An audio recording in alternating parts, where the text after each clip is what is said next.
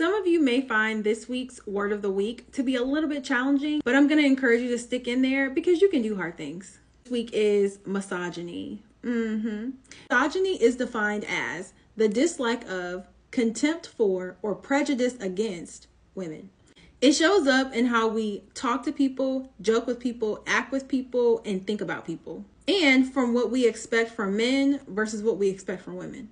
Unfortunately, a lot of societies were built off of the ideology that men are somehow better than women and should lead, and that women should just follow, because it kept power in men's hands. For those of you who are having a hard time understanding why misogyny is a bad thing, let me tell you. Misogyny shows up in the laws that we have, in our relationships, in our workplace, and honestly, it limits women in real ways and oppresses us. Unfortunately, misogynistic beliefs are passed down and become normalized.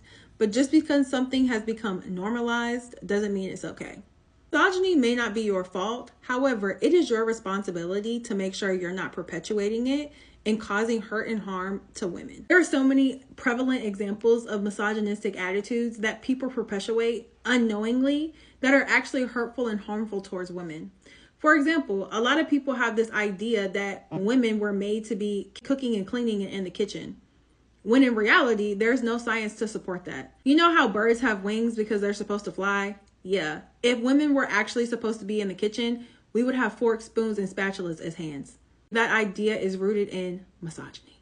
It might be uncomfortable, but misogyny hurts and harms us all. Women are great contributors to society. When we are oppressed, it really does stifle the accomplishments of the society and community overall.